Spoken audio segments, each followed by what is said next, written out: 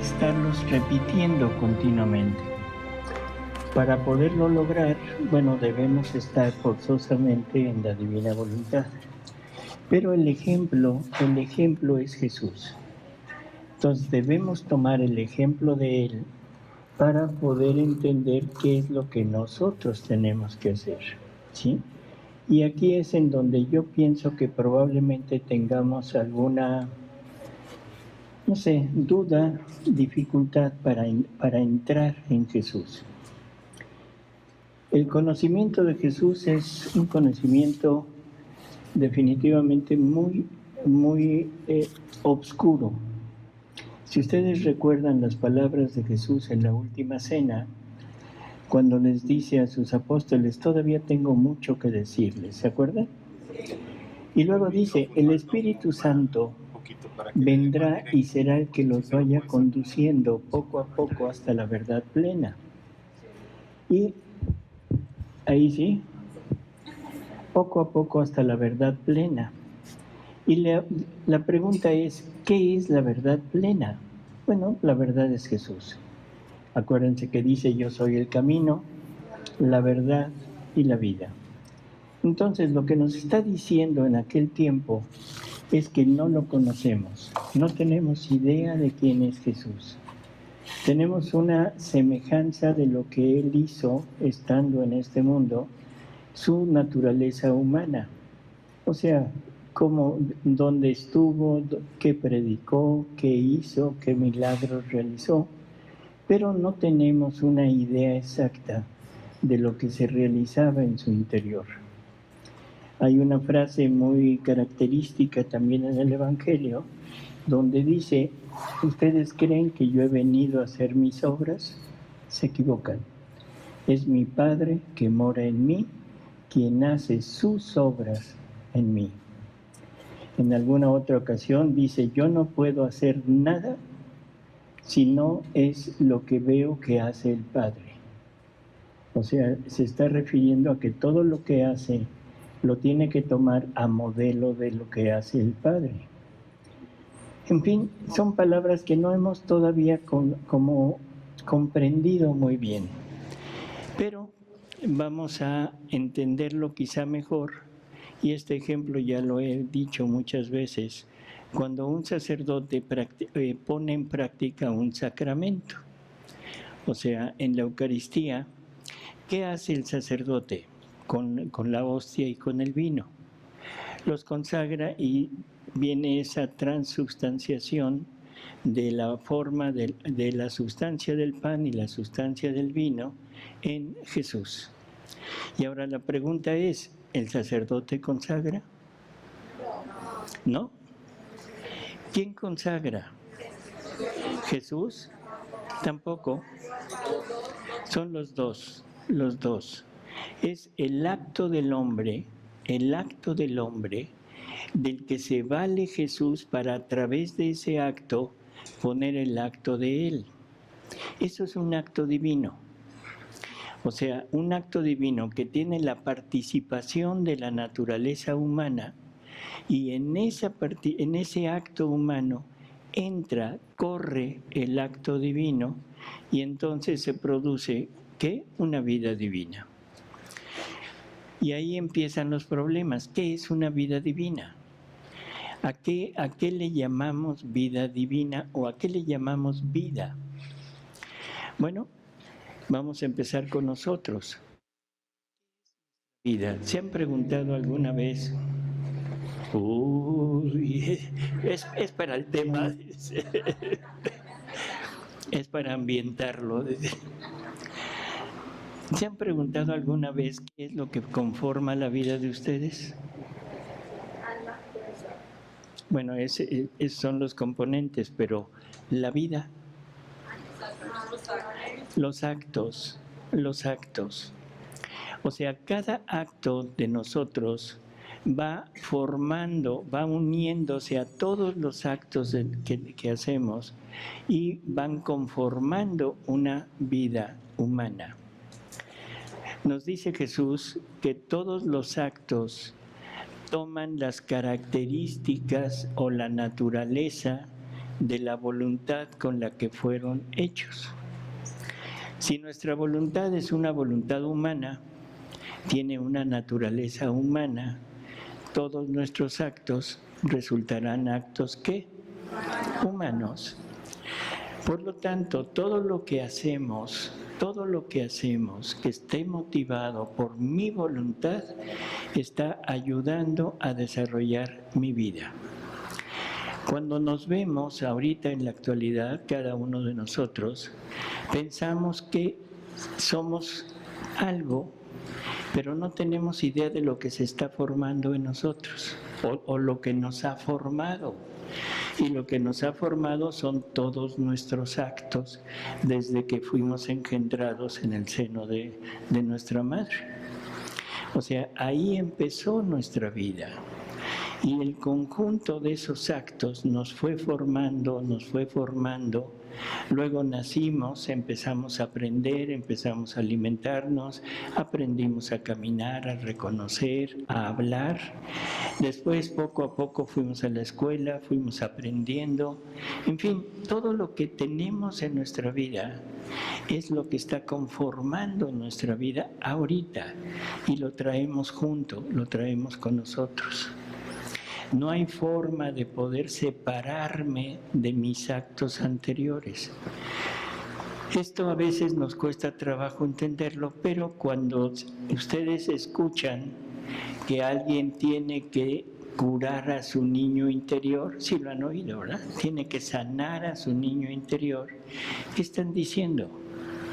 Que hubo algo en nuestra vida allá, quizá en la niñez o en la adolescencia, que nos causó mucho daño y que nuestra mente lo puso ahí en un almacén abandonado, o sea, en el subconsciente, que no lo tenemos ya presente, pero que nos está modificando nuestra conducta. O sea, está haciendo que actuemos de manera errónea o de manera diferente a de cómo deberíamos de ser. Entonces, toda nuestra vida está encerrada en esto que soy ahora. Y no me puedo quitar nada de lo que he hecho antes. La vida divina es exactamente igual. Dios tiene una voluntad divina, y tiene un ser. O sea, el ser de Dios es infinito, el ser de Dios no tiene una forma, pero tiene atributos. La bondad, la misericordia, el perdón, la santidad, la omnividencia, la omnipotencia, todo lo que conforma a Dios, y sobre todo el amor. Entonces, cuando la voluntad de Dios se mueve, porque es la que debe de desarrollar los actos, está moviendo los atributos de Dios. Está moviendo la potencia, por ejemplo, para crear. Está moviendo el amor para generar al Hijo, la segunda persona de la Trinidad. En fin, todos esos actos están junto en su voluntad. O sea, totalmente unidos en su voluntad. Por lo tanto, cuando la voluntad divina actúa con todo lo que Dios es. Igual que nosotros, cuando actuamos con todo lo que somos. No sé si esto queda claro. O sea, no podemos dejar a un lado parte de mí, sino actúo completo. Entonces, en cada acto que hacemos, puede ser hablar, caminar, latir, respirar, incluso nuestros órganos están haciendo actos. Y son actos que están movidos por nuestra voluntad, y por lo tanto en todos nuestros actos se están asimilando a nuestra vida, haciendo crecer nuestra vida humana. Dios ya no crece. Dios es un acto completo, un acto único, y Él todo lo tiene en un presente continuo. Sí saben que Dios es acto único, que Dios no tiene más actos, ¿sí? Entonces, Ahora, entendiendo esto más o menos, vamos al principio de todo. ¿Cuál es el principio de toda la acción de Dios? ¿Cuál será el principio? No porque en Dios haya un principio, en Dios todo es eterno, todo es al mismo tiempo, no hay sucesión de actos. Pero para que nosotros lo podamos entender, lo tenemos que poner como en sucesión de tiempo, para que no se nos haga tan difícil poderlo captar. Entonces, ¿cuál es el primer movimiento de Dios? El amor. Bueno, el amor, ¿y en qué? ¿En la creación? Entre la Trinidad. ¿Haciendo qué? Amándose. Sí, pero ¿cuál es el primer movimiento? La generación del Verbo eterno. La generación del Verbo eterno. Ese es el primer acto de Dios. Es un acto de amor. Dios es amor. Por lo tanto, lo único que hace, lo único que desea o lo único que sabe hacer es amar. Pero en Dios el amor es un acto, no es un sentimiento. Por lo tanto, el acto del amor de Dios es un darse, pero Dios no se puede dividir. Dios no puede darse como nosotros nos damos. ¿Cuántas veces nosotros nos hemos dado a una persona, digamos, en un matrimonio? Bueno, antes de que se casara. ¿Nos habremos dado en completo? Nunca. Decimos que me doy todo, pero en realidad sigo siendo yo y la otra persona también sigue siendo aparte. Damos, pero damos cosas, damos algo, pero no nos damos nosotros. En Dios no es así, en Dios amar es darse y se da completo. Entonces el primer movimiento de Dios es amar.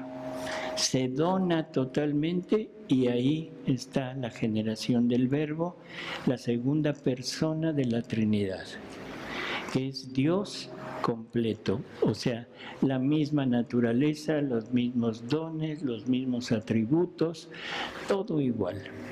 ¿Sí? Lo único que no se da es su individualidad, o sea, su paternidad. El Dios único y verdadero es el que genera al Hijo, por eso el único Dios verdadero toma la figura de Padre. Y ahora esa segunda persona es Dios verdadero con todo, pero no es Padre, Él es Hijo. El Padre genera al Hijo, el Hijo no genera, el Hijo es generado. O sea, aunque es todo igual, naturaleza, dones, atributos, todo, incluso la misma voluntad, pero en personas distintas, con acciones distintas. Sí. Cuando dice generado, ¿es igual a engendrado? Engendrado es la parte de una naturaleza que engendra una naturaleza igual. Generalmente nosotros lo tomamos en función de pareja. Se genera a un nuevo ser. Todo lo creado tiene esa acción de generar. Por ejemplo, las plantas, las flores, todo lo que los animales generan, ¿sí? Y generado no es igual a creado. No. Creado es hacer algo que no es de la propia naturaleza. Y aquí es el mismo Dios que vamos a decir, se biloca, se pone fuera de él, pero con una individualidad. Dios tiene una capacidad que nos cuesta trabajo entender. Cada acto que hace sale una vida divina. No sé si esto se entienda. Es esa voluntad, ese acto único de Dios, donde está todo lo de Dios, Al moverse y ponerse fuera en un acto, ¿qué se puso? Es todo Dios. Se puso naturaleza, se puso atributos, se puso actos, se puso todo, porque es unidad. Dios no se puede dividir. Por lo tanto, cada acto que Dios hace, pone fuera de Él una vida divina de Él. ¿Sí? Eso es general. El verbo es generado. Entonces, es todo Dios que se pone, pero le respeta su individualidad. Entonces, el Padre tiene la figura de Padre y ahora esta segunda persona toma el papel de Hijo. No es el mismo, no es la misma persona, pero es el mismo Dios. Cuando Dios Padre le da la generación, le da el ser a la segunda persona, ¿qué es lo que le está dando? Su naturaleza, sus dones, sus atributos, todo, sí. Pero también le está dando ¿qué? Sí, pero ¿qué desea Dios? ¿Dios querrá algo? Dios quiere amar. Dios quiere amar. Y ese amar quiere tener a un ser igual a Él, en donde se pueda dar por completo y que ese ser lo pueda recibir. Porque cualquier ser creado no podría recibir al Dios único, porque el Dios es infinito. Y cualquier ser creado no tendría la capacidad de poder recibir a Dios. Entonces, Dios quiere amar y ser amado. El ser amado es con un amor igual al que Él da, o sea, quiere un amor divino. ¿Qué está queriendo? Una vida divina. Él da una vida divina y quiere recibir una vida divina en correspondencia. Entonces, la idea de Dios es amarse dentro, eso está perfecto, o sea, con el Hijo, el Padre está amando, se está dando. ¿Qué le falta ahí para completar el amor? La correspondencia. Un amor que no es correspondido no es un amor completo. El amor, para ser total, debe ser correspondido. Si no hay correspondencia, no hay amor. ¿Sí? Nosotros, humanos, hemos más o menos disminuido la palabra amor y ahora pensamos que ama y déjalo ir. Ama y déjalo ir. ¿Será amor completo? La persona que verdaderamente ama, pero no es retribuido, queda triste, queda acongojado, queda deprimido, en fin, no queda completo. Por lo tanto, se requiere de esa correspondencia para que el amor sea pleno en esa persona. Entonces, el verbo, la segunda persona, debe corresponder. Pero, ¿qué es lo que va a corresponder? ¿Nada más decirle, Padre, yo también te amo?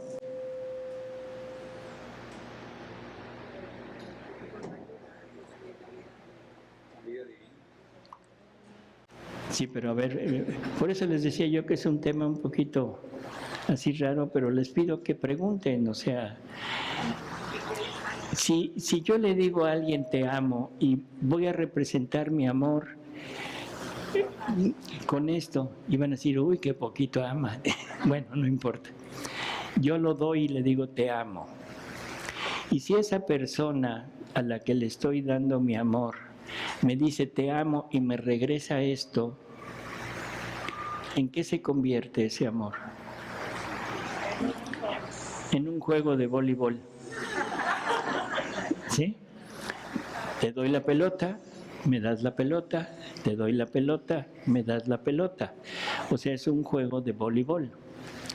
Y eso no satisface el amor de Dios. Por lo tanto, cuando decimos que debe corresponder, debe llevar a cabo todo lo que el Padre quiere, hacerlo, engrandecer lo que le va a dar para que ahora el Padre se sienta correspondido con más cosas de las que Él dio. ¿Cuál sería la idea del Padre? Tener ese ser en el fuera de Dios para poder amar y ser amado. Pero ya dijimos que no hay forma de que un ser creado pudiera recibir a Dios.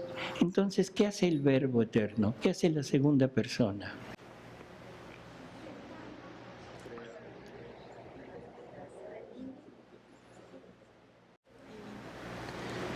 A ver, les vamos a poner otra vez música de suspenso, por favor. Se da a sí mismo para tener esa condición. ¿No? El Verbo se hizo carne.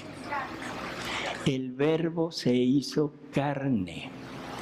Es la primera acción que lleva a cabo el Verbo eterno. Y eso nos lo dice San Pablo. San Pablo, cuando habla de Jesús, dice, Él es el primogénito de toda la creación. ¿De acuerdo?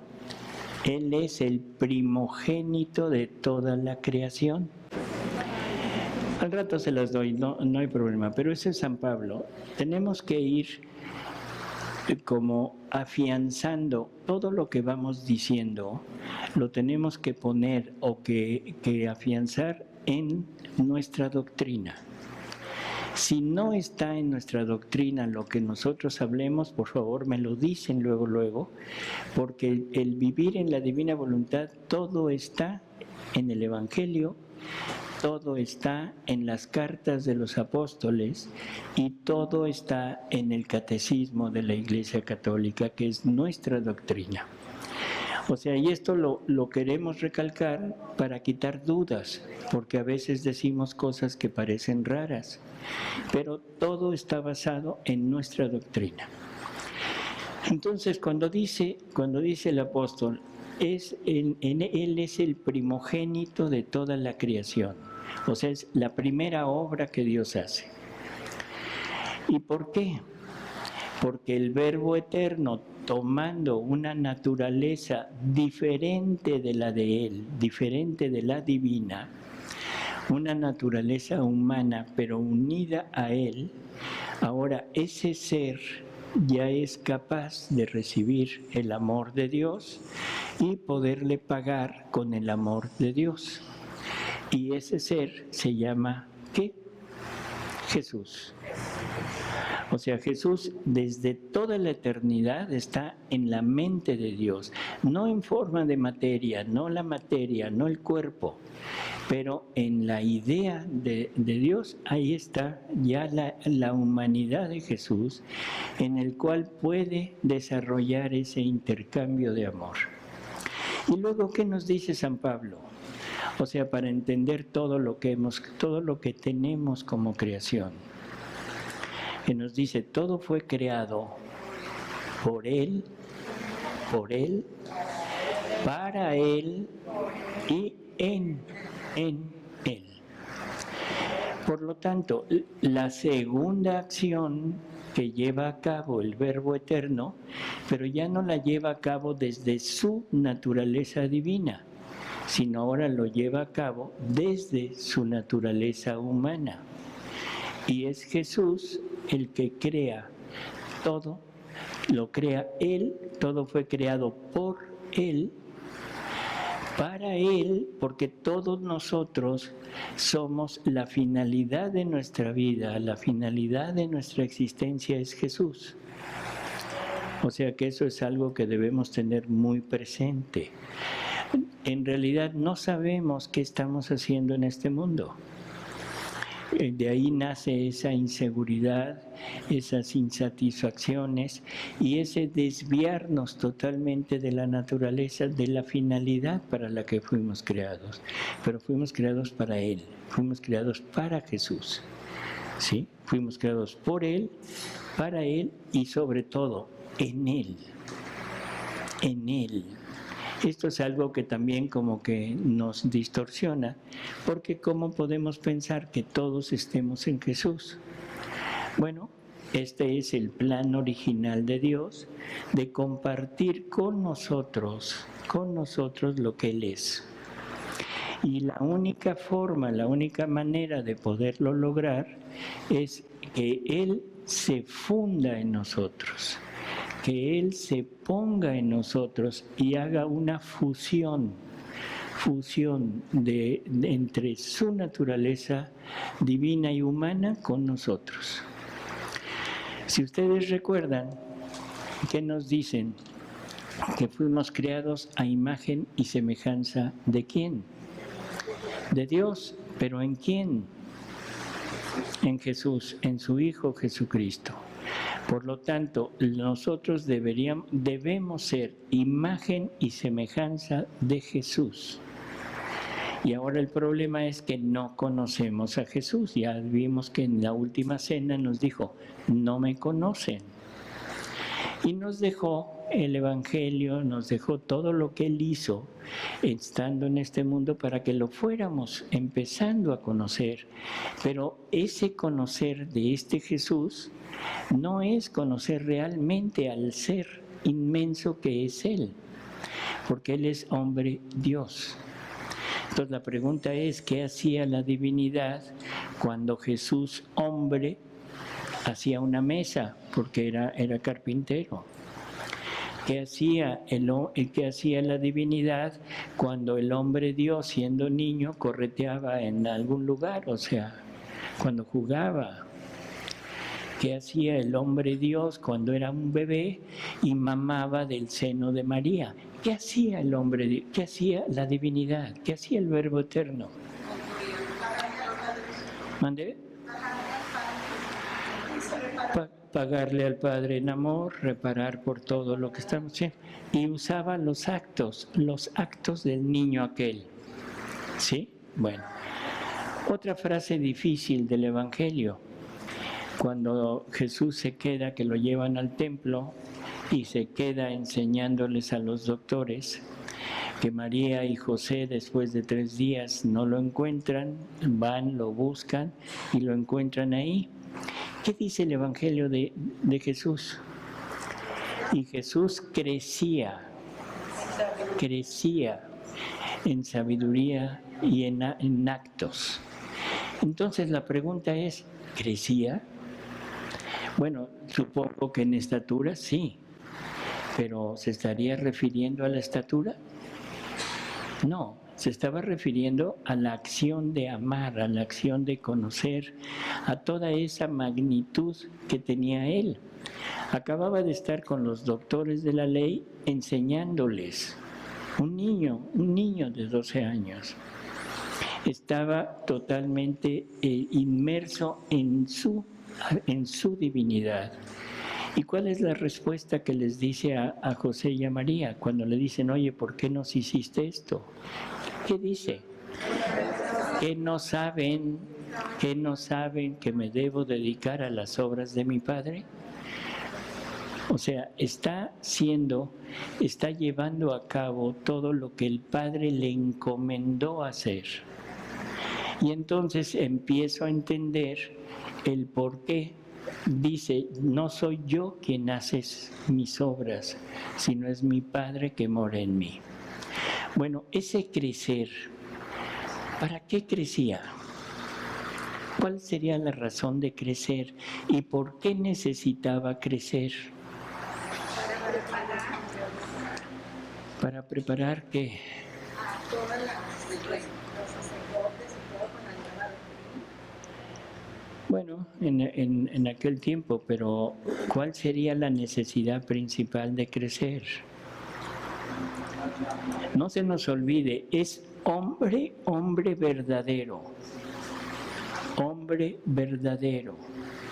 Y es Dios verdadero en una sola persona, que es la persona del Verbo. El hombre verdadero es una naturaleza, pero una naturaleza diferente de la naturaleza divina. ¿Se entiende? O sea, el hombre verdadero no es divino. No es divino. Si fuera divino y el Padre lo hubiera generado, entonces el Dios sería hombre para generar una naturaleza igual. Por eso es que hay que distinguir eso. No, Dios no es hombre, por lo tanto no pudo ser generado. Vamos a dejarlo como que el Verbo se encarnó, tomó carne y se hizo hombre. Pero ese hombre, siendo verdadero, ¿qué debe tener? Lo mismo que tenemos nosotros. Tiene una naturaleza humana física igualita a la nuestra. Tiene una naturaleza espiritual, o sea, creada, alma, espíritu, y las tres potencias del alma, que son voluntad, inteligencia y memoria. ¿Qué más debería de tener? Debería de ser libre, porque Dios es libre, por lo tanto, esa naturaleza humana debería de ser libre. ¿Libre para qué? O sea, ¿cuál es la razón de la libertad? ¿Para qué se nos ha dado a nosotros la libertad, el libre albedrío? Para decidir. ¿Decidir qué? Lo que nos conviene que ir a desayunar a tal parte.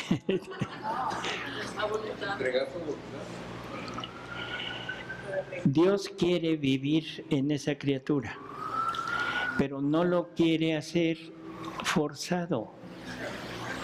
O sea, porque si no le da una opción para poder decidir libremente si quiere vivir la vida divina o no, entonces sería esclavo. Entonces, ¿qué le daría? Lo mismo que a nosotros, nuestras miserias. Jesús en su interior tiene las mismas miserias que tenemos nosotros. ¿Y las miserias para qué son? Bueno, tienen dos acciones. Para las virtudes, esa es una. La primera acción es para yo poder decidir si quiero vivir la vida divina o no la quiero vivir. O sea, si me quiero separar de Dios, necesito algo que no sea igual a lo de Dios. Por eso me dio toda esa opción. Pero al mismo tiempo esas miserias nos sirven para acercarnos a Dios. Porque por medio de vencer las miserias, se van generando las virtudes. O sea, nadie es obediente si no vence la desobediencia. Nadie vence la lujuria. Nadie logra ser casto si no vence la lujuria. Y así por el estilo. Por lo tanto, las miserias nos sirven para acercarnos también a Dios. Nos sirven para alejarnos de Dios, pero para acercarnos a Dios. Es esa opción. Bueno, esa opción también Jesús la tuvo. Y cuando nos dicen que Jesús crecía, estamos hablando de un Jesús que en su propia naturaleza, Él decide vivir siempre unido a su voluntad divina, siempre, y actuar junto con su voluntad divina. Y esos actos van haciendo que la naturaleza humana de Él se vaya elevando, vaya creciendo, pero creciendo a la altura de su naturaleza divina. O sea, Jesús no es Dios nada más por haber sido puesto, sino es Dios porque quiso igualar su naturaleza a la naturaleza que también le correspondía humana. ¿Se acepta? Ya no se entiende, ¿se acepta?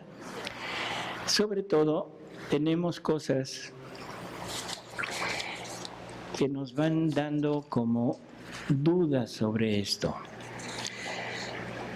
En el Catecismo de la Iglesia Católica nos decían, en el 464 del Catecismo, nos decía que el acontecimiento único y totalmente singular de la encarnación del Hijo de Dios no significa que Jesucristo sea en parte Dios y en parte hombre, ni que sea el resultado de una mezcla confusa entre lo divino y lo humano. Él se hizo verdaderamente hombre sin dejar de ser verdaderamente Dios. Jesucristo es verdadero Dios y verdadero hombre. ¿Entendimos? Nada. Digo, si entendieron, por favor explíquenme. ¿Qué dijo? Que Jesús se convierte en un ser humano para poder dar la bendición del pueblo, pero no deja de ser Dios. No es exacto. Vamos a leer otro para ver si se va aclarando. El siguiente, 465, dice: el primer concilio ecuménico de Nicea en el año 325 confesó en su credo que el Hijo de Dios es engendrado, no creado, de la misma substancia que el Padre.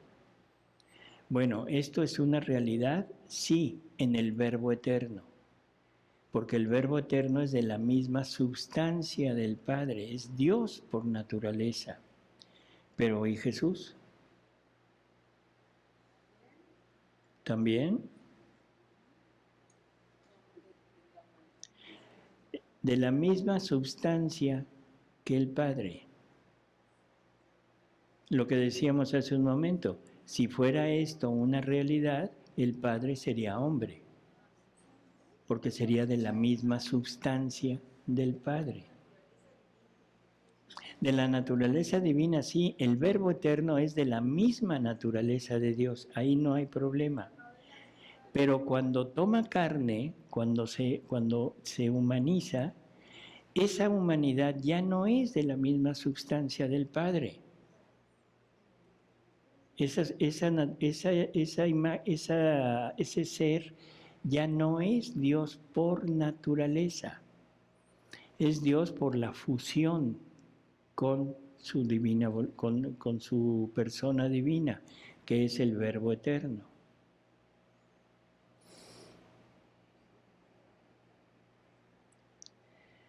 En el 468 nos dice: el quinto concilio ecuménico de Constantinopla, el año de 553, confesó a propósito de Cristo: no hay más que una sola persona, que es nuestro Señor Jesucristo, uno de la Trinidad. Ojo con esto, está poniendo a Jesucristo hombre como uno con la Trinidad, sin tomar en cuenta al Verbo eterno, que es lo que le da esa unión con la Trinidad. Dice: por tanto, todo en la humanidad de Jesucristo debe ser atribuido a su persona divina, como a su propio sujeto.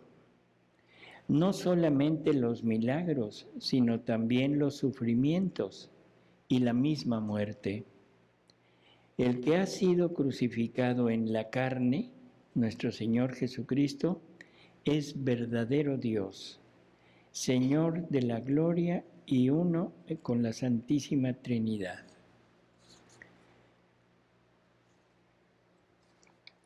Como vamos viendo, nos han enseñado que Jesucristo, la humanidad de Jesucristo, es Dios por ella misma. ¿Se entiende? Eso es lo que nos han ido como diciendo y lo hemos ido aceptando, primero porque no lo entendemos y segundo porque es lo que se nos comunica a nosotros. Entonces vamos, ahora sí les voy a dar la cita de San Pablo, es en Colosenses 1, 15, 20. ¿Sí? Y dice, es la imagen de Dios invisible, primogénito de toda criatura, porque en Él fueron creadas todas las cosas del cielo y de la tierra, las visibles y las invisibles, los tronos, las dominaciones, o sea, está hablando de los ángeles, los principados, las potestades, todo fue creado por Él y para Él. Él es antes que todo y todo subsiste en Él. Él es la cabeza del cuerpo de la Iglesia. Él es el principio, el primogénito de los muertos, para que tenga la primacía sobre todas las cosas. Y le pareció bien al Padre que en Él habitase toda la plenitud, y por Él reconciliar consigo todas las cosas en Él, pacificando con la sangre de su cruz, así las de la tierra como las del cielo. Bueno, entonces ahí tenemos ya una definición exacta, lo que decíamos de San Pablo, que está en Colosenses. Y luego, si esto fuera verdad, así tal cual, yo pregunto, ¿Dios podrá tener tentaciones?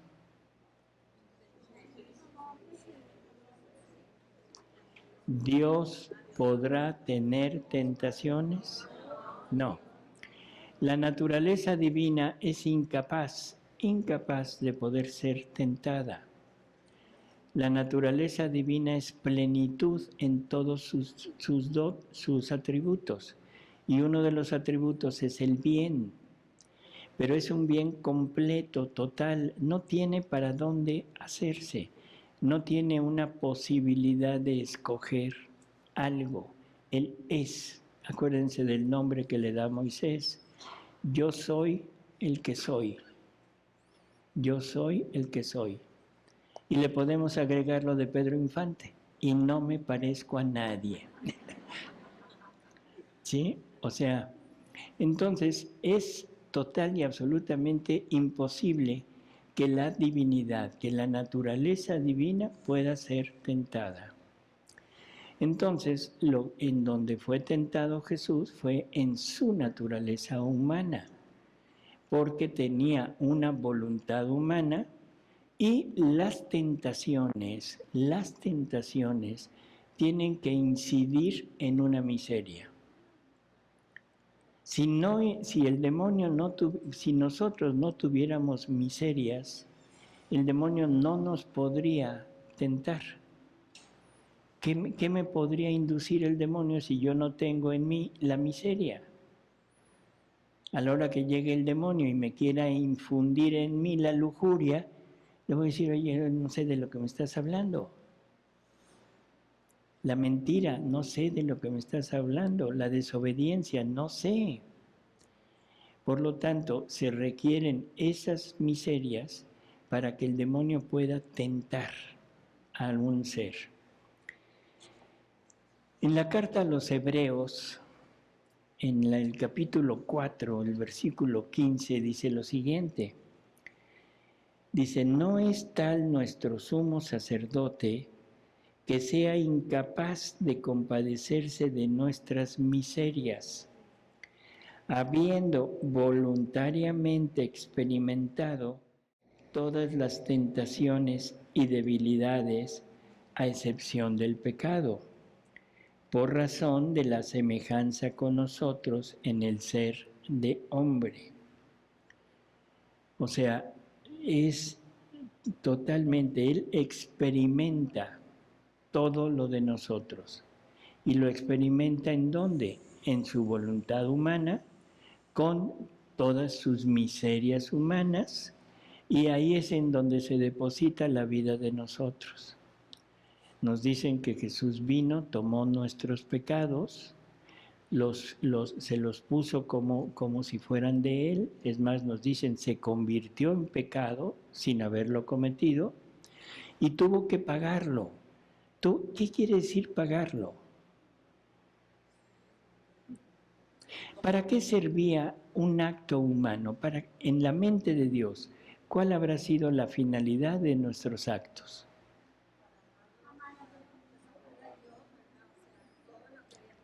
Al principio estuvimos hablando de esto con el sacerdote. ¿Qué pasa cuando el sacerdote se une a la divinidad, se une a Cristo y hace un acto? ¿Qué pasa? Se genera una vida divina. O sea, en el momento que el sacerdote consagra la hostia, lo que sucede es que en ese pan ahora ya no es pan, ahora es Jesús. Es una vida divina. Hay una transubstanciación de la sustancia del pan a la sustancia de Dios, de Jesús. Por lo tanto, es una vida divina que está emanando. ¿De acuerdo? Entonces, cuando nosotros deberíamos de haber actuado unidos con la divina voluntad, unidos con ese Dios que debería de estar habitando en nosotros, y ese Dios que está habitando en nosotros debería de haber dicho, nosotros podríamos haber dicho, no soy yo quien está haciendo mis obras, es Jesús que está en mí, quien hace sus obras en mí. ¿Qué estaría pasando? Que son actos divinos y que están poniendo una vida divina en cada acto. Esa era la finalidad de todos nuestros actos. Por eso es que Jesús tiene que tomar todo lo que nosotros hemos hecho en la vida, tiene que sufrirlo, porque lo debe sentir como propio, y tiene que vencerlo con su propia voluntad, pero unida a la voluntad divina, para poner un acto divino en cada uno de los actos que Él estaba rehaciendo de nosotros. Por lo tanto, Jesús está pagando una deuda que nosotros tenemos con Dios. Una deuda que es una deuda de vida divina en cada acto. ¿Sí? Y por eso el Padre Nuestro, el que Jesús nos enseña, dice, perdona nuestras deudas, como también nosotros perdonamos a nuestros deudores. O sea, está pagando, está poniendo una vida de la divina voluntad, una vida divina en cada acto nuestro que Él toma, lo sufre, lo siente, lo vence y pone un acto divino en vez de nuestro acto para dárselo al Padre como gloria, como amor que nosotros deberíamos haberle dado. O sea, ese es como lo que Jesús viene a hacer a este mundo. Entonces, Jesús, verdadero hombre, fue tentado en todo igual que nosotros. Pero Él nunca quiso pecar, porque nosotros le achacamos a que como es Dios, no pudo pecar. Tremendo error. Vamos a ver lo que Jesús nos dice ya a este respecto. Dice, Cristo nunca fue rebelde. Nada, aun la natural repugnancia al suplicio, hízole ser tal, puesto que sobre su voluntad libre estaba la voluntad del Padre, y así el perfectísimo Hijo Divino, igual por su naturaleza al Padre, no se prevalió de ello. Antes, con amor reverencial, dijo siempre a aquel que habíale engendrado, hágase tu voluntad. Y manso y obediente, ofreció sus manos a las ligaduras para ser arrastrado al sacrificio. Tuvo pues voluntad libre, pero usó de ella para ser perfecto, para ser arrastrado al sacrificio. Tuvo pues voluntad libre, pero usó de ella para ser perfecto como hombre, lo mismo que lo era como Dios. Punto clave. Tenía que llegar a la perfección para poder igualar su naturaleza humana a su naturaleza divina. Y eso lo tuvo que hacer siendo siempre perfecto, siempre actuando junto con la voluntad de Dios, que era también su propia voluntad. Y luego dice Jesús, suele decirse, no podía pecar, que eso es lo que nosotros hemos pensado. No podía, Jesús no podía pecar.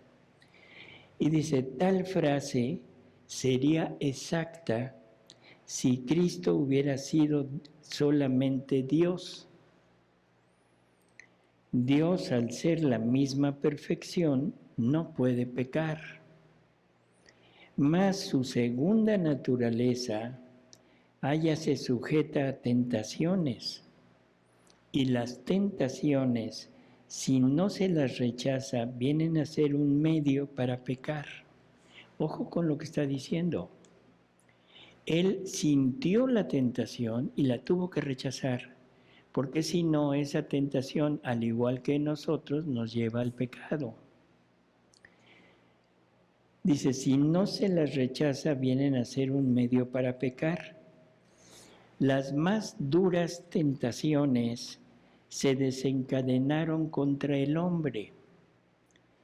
Todo el odio, el rencor, el miedo, la envidia del infierno y de los hombres en contra de él, contra el fuerte, al que advirtieron vencedor por más que tuviera mansedumbre de cordero. Ahora bien, Jesús no quiso pecar, no quiso pecar. Tributada al fuerte el justo reconocimiento de su fortaleza. No pecó porque no quiso pecar, y también por esta su perfección de justicia en contra de todas las insidias y eventos, él ha sido declarado Hijo de Dios. O sea, no es solamente Hijo de Dios por haber sido engendrado, sino por su propia voluntad escogió vivir la vida divina unida a su naturaleza divina, y eso es lo que logró que él fuera a la par con su naturaleza divina. Y ahora sí, Cristo es Dios. O sea que cuando Cristo entra al desierto para ser tentado, o sea, él hacia eso iba, ¿no? O sea, él sabía que iba a ser tentado por el demonio, era para entregarle al Padre toda su naturaleza humana y perfeccionarla en la tentación. Bueno, en realidad iba con nuestra naturaleza. O sea, Jesús por sí mismo no podía ser tentado. O sea, el demonio no puede acercarse a una persona que tiene la unión con la divinidad. Pero en ese momento Jesús se despoja de eso y toma, en vez de su divinidad, toma nuestra humanidad. Y es la humanidad de toda la familia humana, desde Adán hasta el último hombre que haya sobre la tierra. Y sobre esa naturaleza es sobre la que el demonio incide. Y aquí nos lo está diciendo de alguna manera.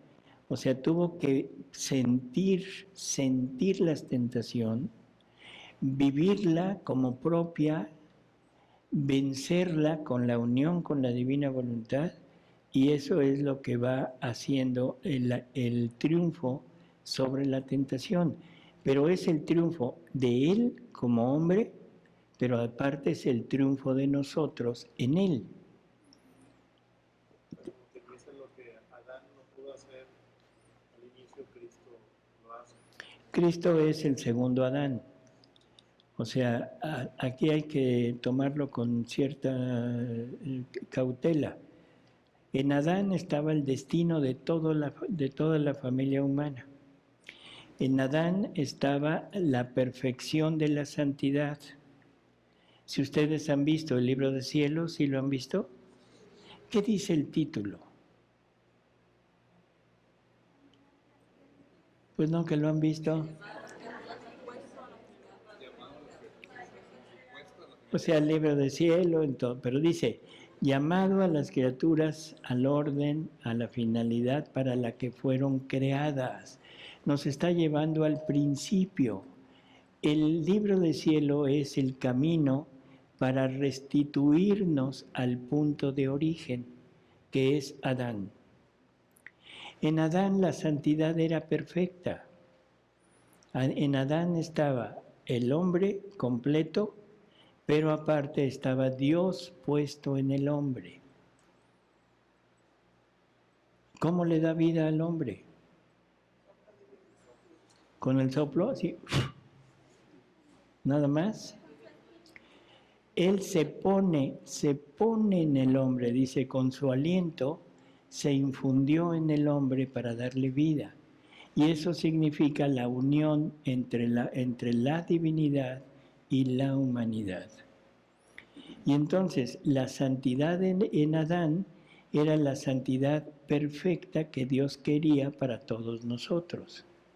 Era la santidad donde estaba unido Dios con el hombre para que el hombre le sirviera a Dios como medio para que Dios pudiera poner su acto en el acto del hombre. Dios quiere amar, Dios quiere ser amado, quiere ser retribuido en amor. Y la pregunta es, ¿para qué? ¿Nada más para amar? ¿Tiene qué? ¿Pero qué más?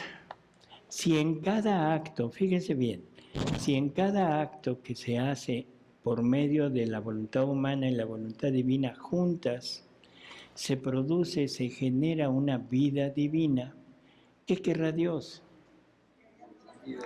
Tener hijos divinos. Que para eso, si se acuerdan del Génesis, ¿qué les ordena Dios a Adán y Eva? Creced, multiplicaos, henchid la tierra, o sea, llenarla, domínenla, ¿sí? O sea, Dios quiere una multitud de hijos de Él.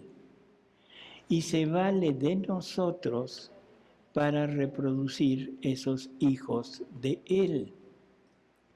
Entonces, la filiación de Dios es la misma filiación de nosotros.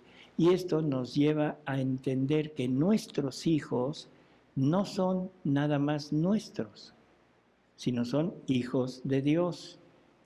Y eso me debería de dar a entender el cuidado que debería de tener yo en educar a mis hijos. No educarlos para el mundo, que es como los educamos ahora, sino educarlos para el cielo, porque son hijos de Dios y el final de todos será el cielo. ¿Qué? Jesús lo dice, ¿qué le vale al hombre haber ganado el mundo si pierde su alma? Por unos cuantos años de gloria, y una gloria que no tiene ni siquiera la plenitud de la satisfacción de la persona. ¿No se han dado cuenta que vivimos siempre insatisfechos? Somos un ser que nunca estará completo. Siempre queremos más, más, más. Nos trazamos una meta, la conseguimos y ya quiero otra. Y ya casi que alcanzo la otra y ya quiero dos más. ¿Cuál es la razón de eso? Tenemos en nuestro interior un hueco enorme del tamaño de Dios, que lo queremos llenar con el poder, el dinero, el placer. No sirve. Debemos educar a nuestros hijos para Dios, no para el mundo. No para el mundo. Adán no tenía que crecer. ¿Mandé? Adán no tenía que crecer, ya era pleno. Adán estaba pleno totalmente. Por eso, estaba pleno en el sentido de santidad. Ahora, una vida divina, una vida humana, tiene que crecer. ¿Y crece a través de qué? De actos. En la medida que Adán hubiera hecho actos en la divina voluntad, la vida divina que tenía en él iba a ir creciendo, cada vez más cercana a la vida divina real. Nunca hubiera alcanzado, pero de todas maneras, crecer en plenitud de la vida divina. Entonces Adán iba a ser el mismo camino que hizo Jesús. Bueno, lo primero es nada más Adán. Perdón, pero nada más Adán. Eva no. No, pero digo, Adán iba a ser el mismo camino que hizo Jesús. El mismo camino de crecimiento en la divina voluntad, pero no de sufrimiento. O sea, Adán tenía que crecer. Y tan es real esto que, bueno, Adán ya sabemos, se sale, o sea, pierde todos los dones que le habían sido dados, pero hizo actos divinos, hizo actos en unión con la divina voluntad. Por lo tanto, esos actos fueron vidas divinas que se generaron en sus actos. Vidas divinas que le pertenecen a Adán, vidas divinas que están en el cielo, no pueden estar en Adán, sino están en el cielo, pero son de Adán. Cuando Luisa le pregunta a Jesús sobre la santidad de Adán, Jesús le dice, Adán es el santo más santo que existe, más santo que todos los santos que conocemos. ¿Sí? O sea, empezando con el Antiguo Testamento, de Abraham, de Noé, de Moisés, de todos los santos, incluso de San José. Es el santo más santo que existe, porque es el único que tiene actos en la unidad con mi voluntad y tiene vidas divinas que le pertenecen a él. Y eso es lo que lo eleva a una santidad inmensa. No hizo vida, o sea, vida es continuo, continuo, continuo, continuo. Y el ejemplo de vida continua es nuestra Madre Santísima, la Virgen, que es vida continua, ¿sí? La Virgen, si la vemos, esa imagen de la Virgen de Guadalupe, ¿qué ven en ella?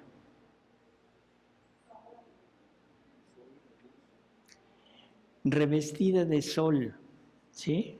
¿Será revestida de sol o será que la luz emana de ella? Es la luz de ella la que está emanando. Es como la transfiguración de Jesús en el monte Tabor. De repente deja traslucir parte de su divinidad. Podemos decir revestida de sol, pero más bien entender que es la llena de vida divina. En fin. Ahorita.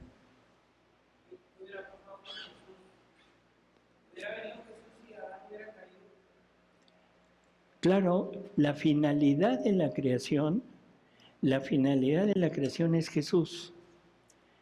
O sea, Jesús es el ser donde Dios satisface su amor en él.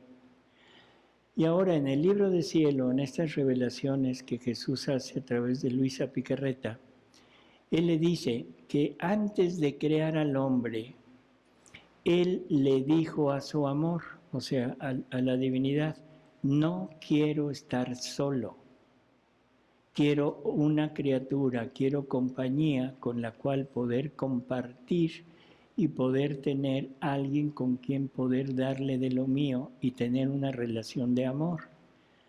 Y entonces uno se pregunta y dice, bueno, ¿qué no estaría satisfecho con el amor de Dios? ¿No él estaría satisfecho con el amor de Dios, Jesús? Pues no, claro que no le satisface el amor divino. ¿Por qué? Porque no tiene la misma naturaleza. Está completo en la naturaleza divina, pero no está completo en la naturaleza humana. Vamos al relato del Génesis a ver si se entiende. Ya está Adán, está pleno, está en unión con Dios. ¿Y qué dice Dios? No es bueno que el hombre esté solo. Busquémosle una compañía. ¿Qué hace Dios? A Eva le lleva a los animales. Le lleva a los animales. Para todos aquellos que hablan de perrijos, ojo, gatijos o periguijos o como sea, le lleva a todos los animales y al final dice, Adán les puso el nombre a todos, pero no se encontró compañía adecuada para él. Por lo tanto, ¿por qué? Porque no son de la misma naturaleza. No son de la misma naturaleza. Jesús es hombre y Dios verdadero. Tiene una naturaleza humana perfecta y tiene una naturaleza divina perfecta. En la naturaleza divina está satisfecho por la unión con el Verbo y con el Padre, bueno, y con el Espíritu Santo. Pero en la parte de la naturaleza humana no tiene con quién compartirlo. Por eso es que dice que le dijo a su amor, no quiero estar solo, quiero una compañía, quiero una criatura con la cual compartir todo lo que soy. Entonces somos exactamente la compañía adecuada para Jesús porque somos naturaleza humana. No tenemos naturaleza divina, pero Él nos la quiere compartir estando Él en nosotros. En el momento que Jesús se une, se funde con nosotros, nos comparte su naturaleza divina y ahora somos de la misma naturaleza de Él, tanto hombre como Dios. Y eso lo vamos a ver en el catecismo para que no haya duda. O sea, eso está marcado en nuestra doctrina, que debemos ser iguales que Dios. Sí. Para no estar solo, tuvo que haber creado al hombre porque es de la misma naturaleza que está en el Hijo, ¿verdad? Pero, bueno, no sé, ahí en ese punto, al inicio, cuando Dios crea todo, etcétera, que era, o sea, Dios, pero todavía no estaba encarnado. O sea, digo, porque así como lo plantea, a lo que yo entiendo, es como si ya el Hijo ya estuviera encarnado desde el inicio de la creación para que tuviera necesidad de crear al hombre. Pero bueno, no, por lo que dicen de que en la plenitud de los tiempos se encarna en una virgen, que es María Santísima. ¿Cómo está ese asunto? Bueno, la culpa es de Él, ¿eh? Yo no los quería enredar tanto, pero... Así que le echan la culpa a Él. Dios es un acto único. En Dios no hay pasado y no hay futuro. Todo está en presente. Por lo tanto, en Dios no hay cosas que hayan sido antes o hayan sido después. Todo está ahí. Entonces, en la divinidad está Jesús completo. Está Jesús en idea, pero está Jesús también en ser. Ahí está Jesús completito. Por eso es que se coordina ese eterno presente y ahí se desarrolla todo, pero se desarrolla en idea para que se lleve a cabo en el tiempo. Ahora, esta idea se tiene que concretizar, tiene que llegarse a hacerse realidad. Entonces Jesús, que ya está en el tiempo, en la eternidad, está en la eternidad porque se engendró en el tiempo en María.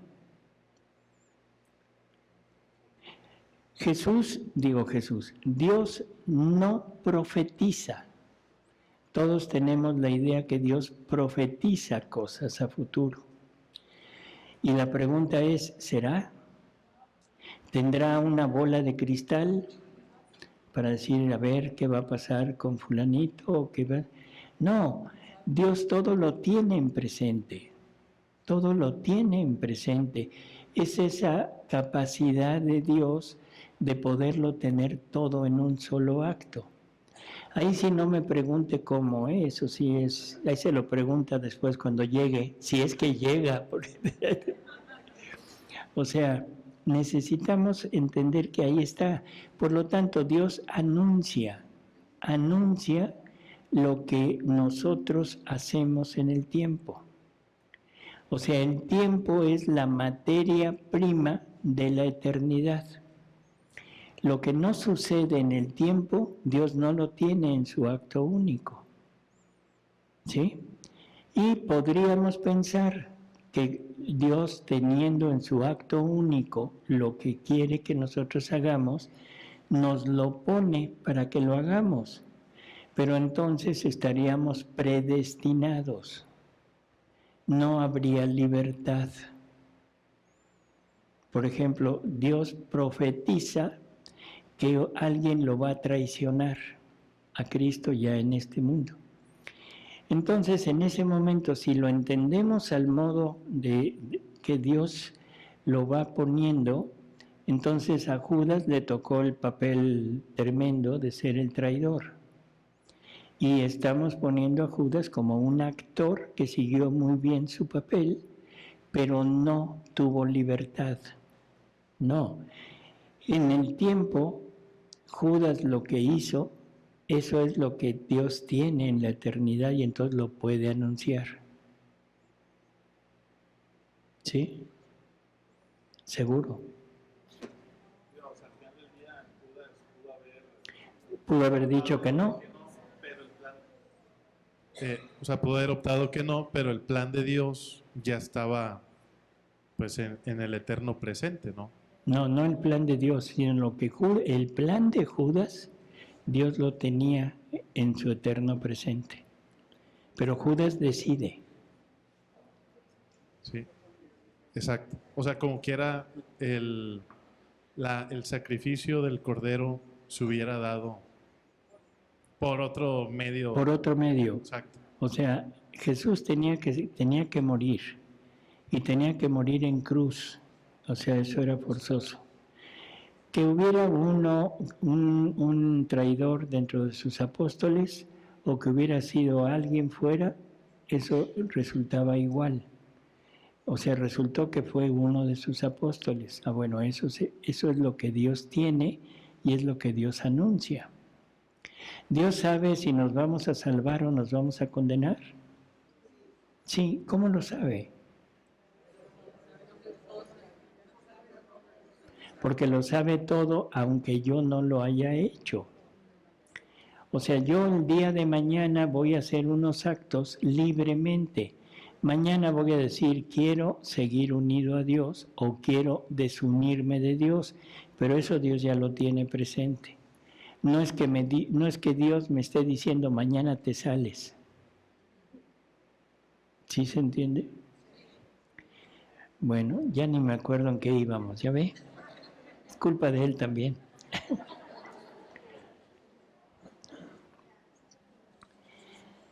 Bueno, el punto es entender que Jesús tuvo necesidad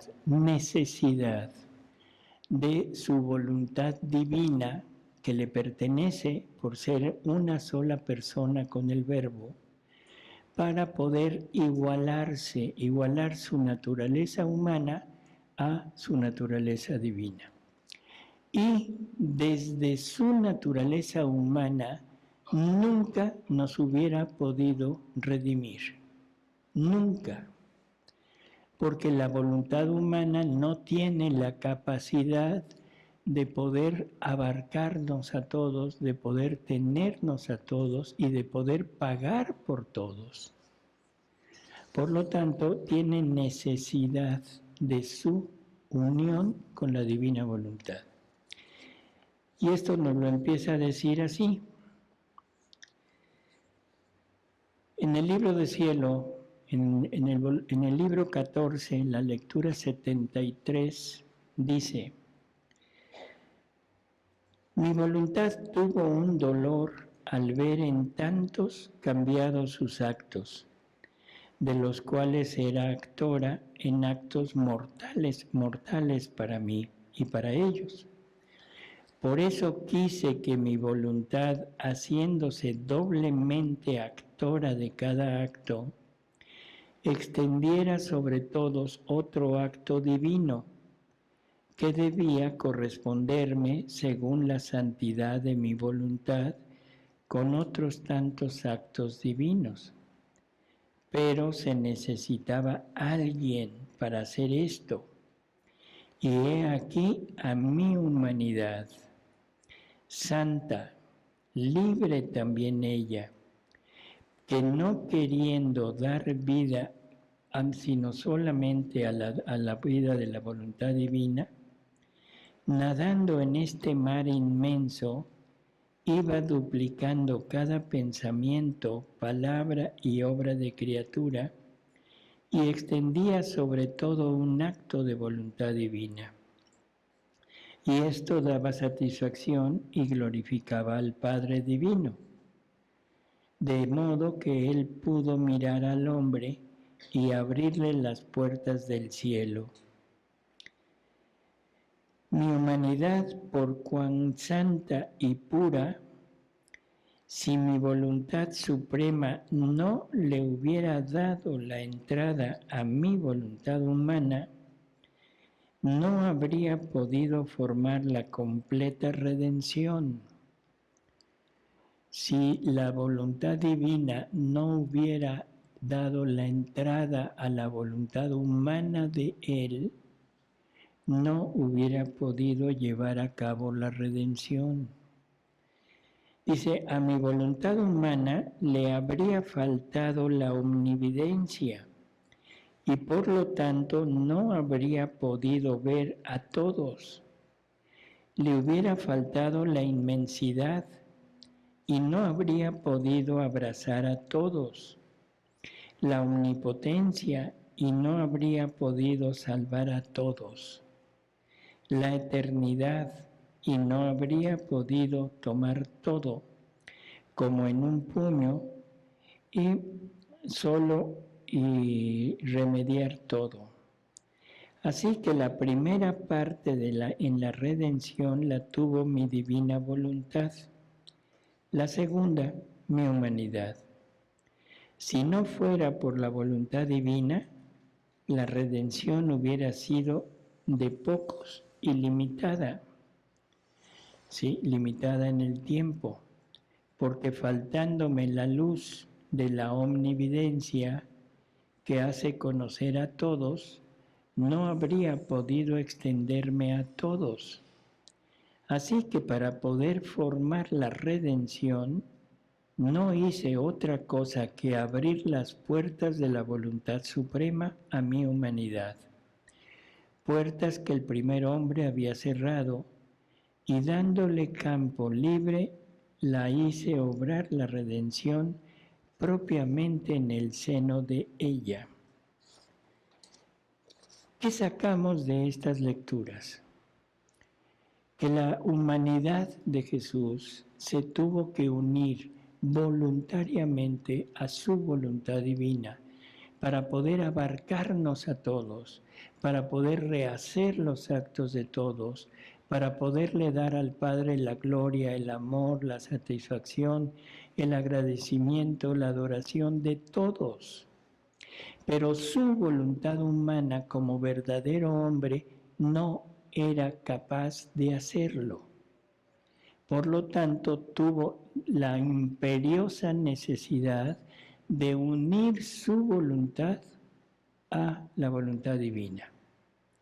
Y aquí entramos en el tema de esta reunión. ¿Qué son los actos divinos?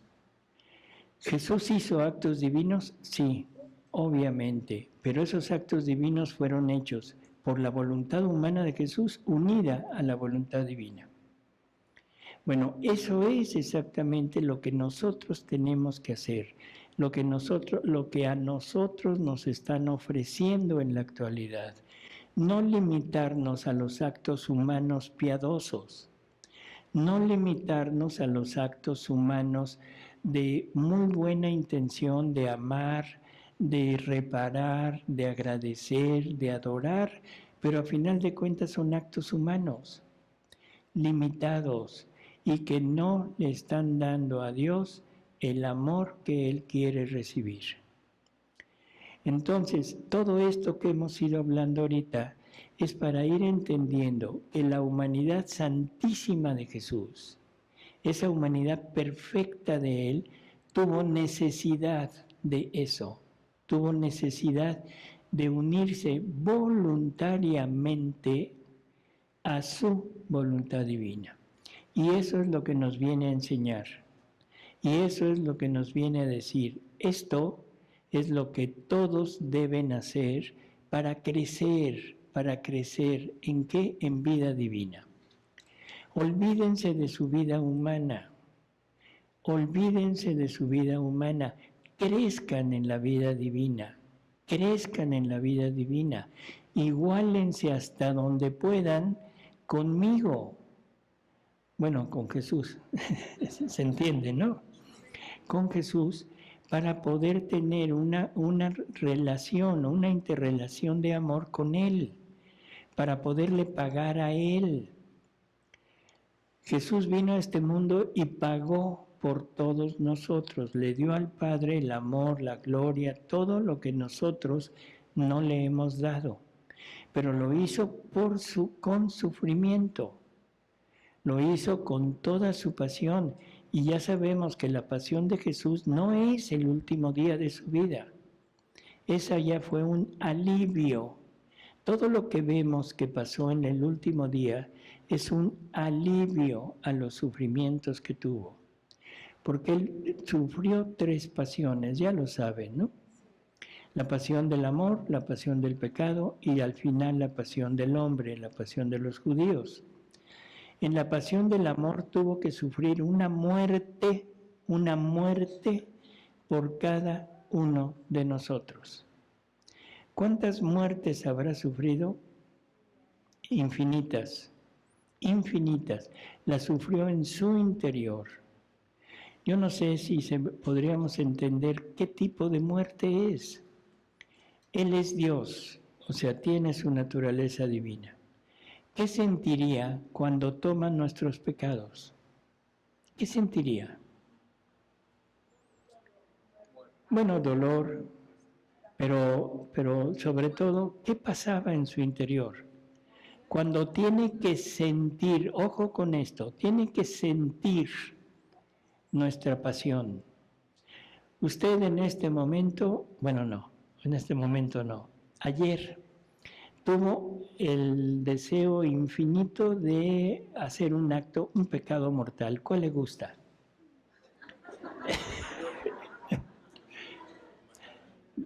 ¿Matar a alguien? Aguas con él, ¿eh? Tiene espíritu de asesino. Vamos a poner lo que lo mata. ¿Por qué lo mata? Por odio, por venganza, por lo que usted quiera. Entonces, todo eso lo tuvo que sentir Jesús como propio. Y Jesús tuvo que sentir el deseo de matar.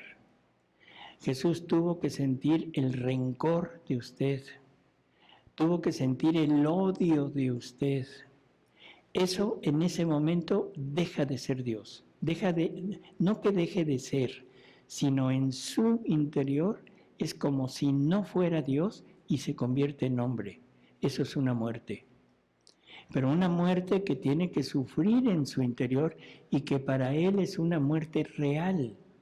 No es una muerte pensada, es una muerte real. Entonces, en todo esto, lo que está pasando es que Él tiene que sentir eso y no solo lo de usted. Vamos a poner que al que quiso matar no lo mató, nada más lo dejó mal herido. ¿Qué sentimientos tendrá esa persona? Venganza, rencor, odio, en fin, eso también lo tuvo que tomar Jesús. Lo tuvo que tomar, lo tuvo que vencer, pero lo tuvo que sufrir, y eso fue otra muerte. En fin, es una infinidad de muertes. Y luego la pasión del pecado. Cada vez que nosotros cometemos un pecado, una acción que está contraria a Dios, ¿qué sucede? Que adquirimos una culpa. Y esa culpa merece una pena. Y esa pena la tuvo que sufrir Jesús. O sea, tuvo que sufrir una espina por cada pensamiento malo. ¿Cuántos pensamientos malos han tenido? Tremendo. Una espina por cada pensamiento malo de toda la familia humana. Una pregunta. Sí. ¿Se puede invitar a las personas que no conocen de la divina voluntad? ¿Se les puede invitar a hacer actos divinos? O sea, enseñarles a hacer actos divinos, aunque no sepan. O sea, explicarles un poquito y que lo intenten. Bueno, es que para poder llegar a eso necesitan conocer la divina voluntad. Entonces, aunque tengan la intención de querer hacer algo más por Dios y decir, ok, pues voy a hacerlo como una oración, o No. que lo hagan, ¿no? No. Hay que conocer. Hay que conocer la divina voluntad, o sea...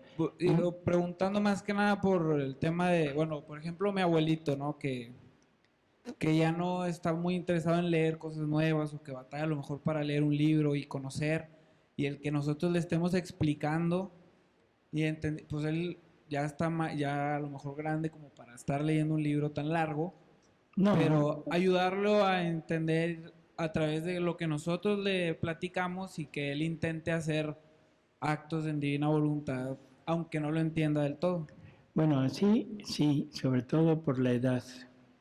Okay. O sea, una persona ya muy grande, bueno, más o menos se le explica y se le va guiando y se le dice simplemente, une tus actos a los actos de Jesús. Une tus actos. Si está enfermo, si está sufriendo algún dolor, alguna enfermedad, une tus sufrimientos a los sufrimientos de Jesús. Está bien, pero le digo, esto es en una persona ya grande, que ya no tiene esta facilidad de poder aprender. Pero en una persona común, no, porque necesitamos conocer para poder actuar. ¿Sí? Nadie puede hacer algo que no conoce. Nadie puede amar algo que no conoce. Entonces... Pero bueno, sí conocen a Jesús, pero a lo sí, mejor en esa parte no. Pero al Jesús hombre. Ah, bueno, sí. Al Jesús hombre, al Jesús del Evangelio, en que la divinidad de Jesús se manifestó como por destellos, con los milagros, con la resurrección de Lázaro, que es uno de los milagros más fuertes que hay, más grandes que hay, con su transfiguración en el monte Tabor y sobre todo con su misma resurrección. Pero son contados con los dedos y no entendemos la magnitud de lo que está pasando y por qué lo puede hacer. ¿Sí? Entonces, esa ha sido la santidad humana. La santidad humana ha sido exactamente eso. Alguien aquí hablaba de la plenitud de los tiempos. ¿Qué es eso de la plenitud de los tiempos? ¿De qué hablan? ¿Nada más porque el Imperio Romano estaba dominando? ¿Qué es la plenitud de los tiempos? ¿Mandé? No, María es la plenitud de los tiempos, ¿pero por qué? Los actos que el Padre había pedido de santidad humana en el Antiguo Testamento, de fidelidad a la ley, de ansias y deseos del Redentor. Y como eso tenía que cumplirse y la humanidad no lo estaba cumpliendo, entonces María, como hay una fecha ya decretada para la venida de Jesús, María con la divina voluntad completa todo eso.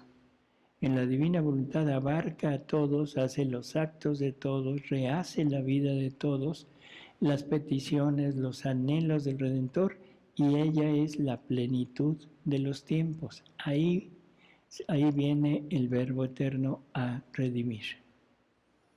Entonces, o sea, es necesario ir entendiendo que Dios es, o sea, cuando Dios decreta algo, se tiene que cumplir, eso es forzoso.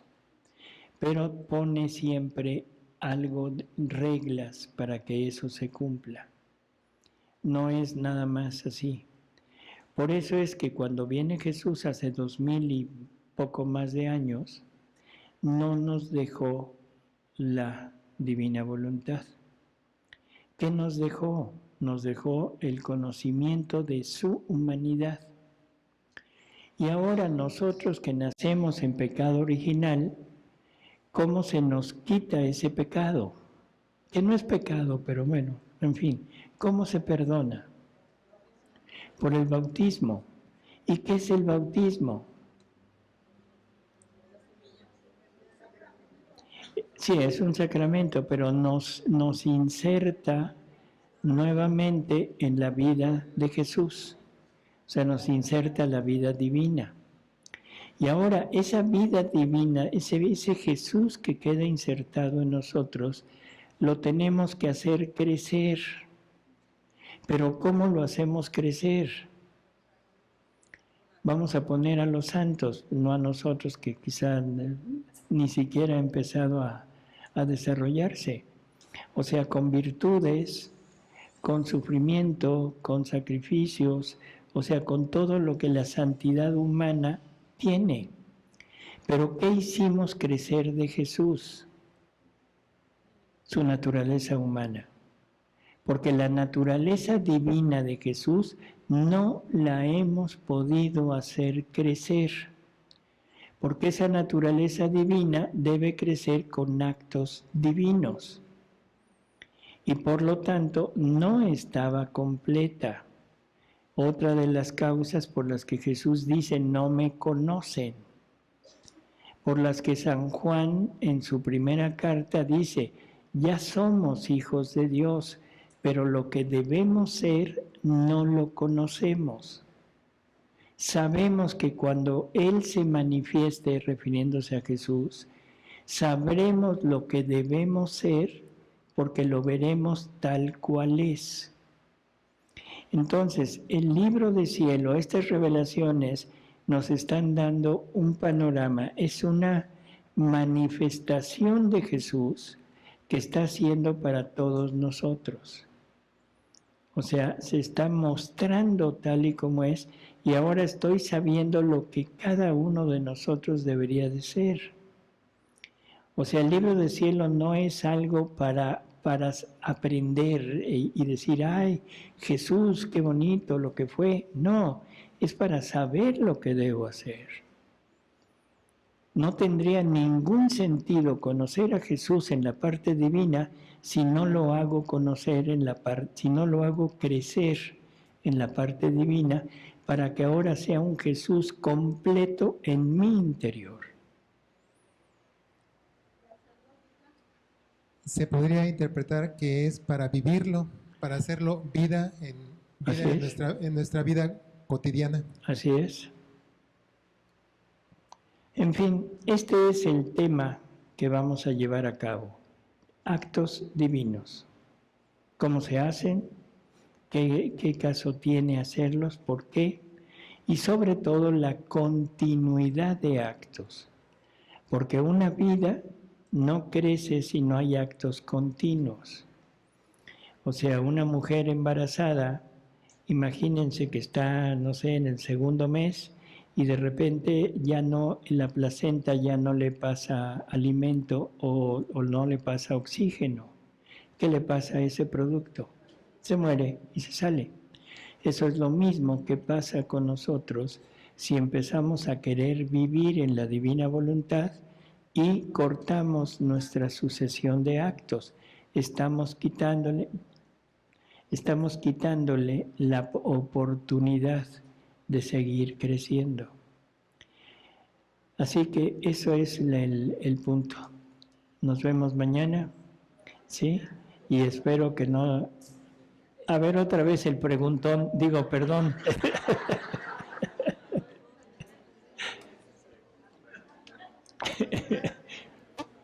Es la última y nos vamos, ¿eh? No, bueno, sí.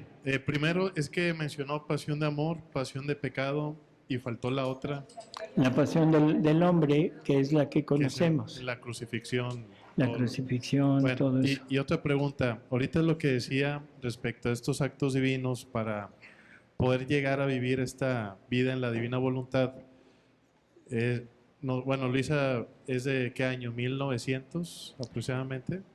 Bueno, su vida ya en la divina voluntad empieza en 1899. Ok. O sea, ahí es cuando ya Jesús empieza a darle toda una pedagogía de cómo.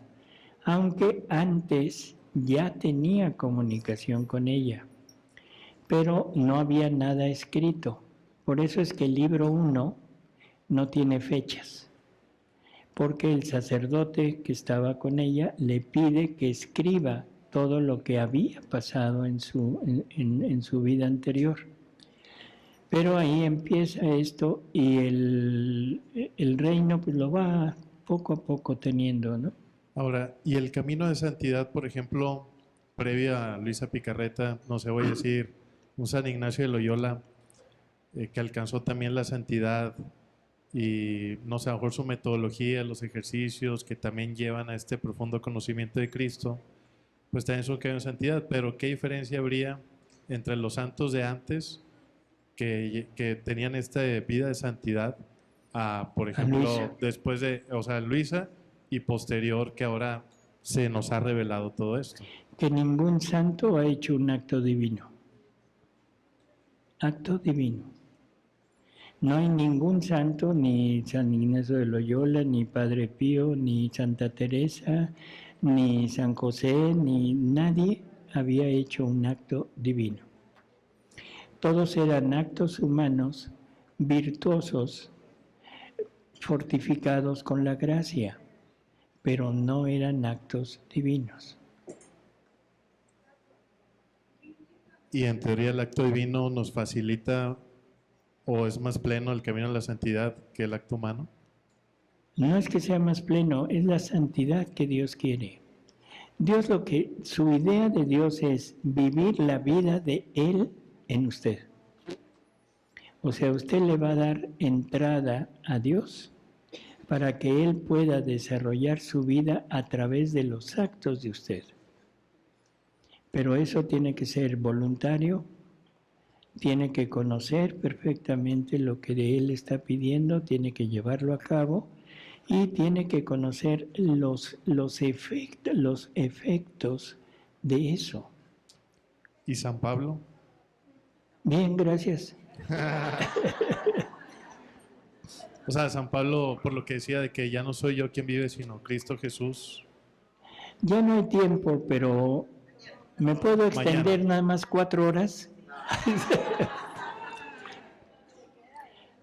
Hay algo que es importante. Jesús habla de hostias, de las hostias sacramentales. Y yo les pregunto, la hostia sacramental, la presencia de Jesús en la hostia sacramental, ¿qué finalidad tiene?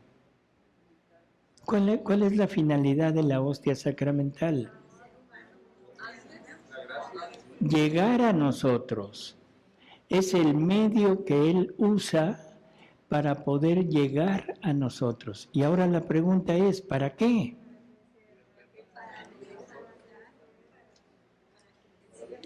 Para volverse vida en nosotros. Para de la hostia sacramental volverse hostia en nosotros. Nosotros deberíamos de ser la hostia viva. Y dice Jesús, no muerta como la hostia sacramental. Y ahí es en donde todo el mundo pela los ojos y dice, este está diciendo herejías, este ya se salió. No, la hostia sacramental es una hostia muerta, muerta. ¿Por qué muerta? Está Jesús en ella, pero la vida divina, la vida de Jesús es el conjunto de todos sus atributos, todos, omnipotencia, omnividencia, amor, todo, unido en ese mar inmenso del amor divino y movido por su voluntad. Esa es la vida divina. Para que esa vida divina se pudiera comunicar en algo o en alguien, ¿qué necesitaría? Que ese algo o ese alguien tuviera todo lo necesario para desarrollar los actos o las actitudes que tiene. La vida divina puede hablar, pero la hostia no tiene boca. La vida divina puede caminar, pero la hostia no tiene pies. La vida divina puede obrar, pero la hostia no tiene manos. Por lo tanto, Jesús no puede comunicar su vida en la hostia. Por eso la hostia es una hostia muerta. ¿Está Jesús en ella? Sí, completo, cuerpo, sangre, alma y divinidad. Ahí está. Pero la hostia no tiene la vida divina. Y nos dice Jesús que la vida divina solamente se puede comunicar en una persona. En una persona que tenga todo lo necesario para que esa vida se pueda desarrollar. Entonces, la finalidad de quedarse en la hostia sacramental, no es el punto culminante del amor de Dios para nosotros. No es lo máximo que Dios puede hacer para nosotros. No es la manifestación enorme de amor de Dios. Eso no es. La manifestación máxima del amor de Dios es convertirnos en hostias, pero hostias vivas, en que Él desarrolle su vida a través de nosotros, junto con nosotros, no Él haciéndolo, sino en unión con nosotros, porque es la única manera que puede tener una criatura semejante a Él que le haga a la par en el amor. ¿Sí queda? Nos vemos mañana.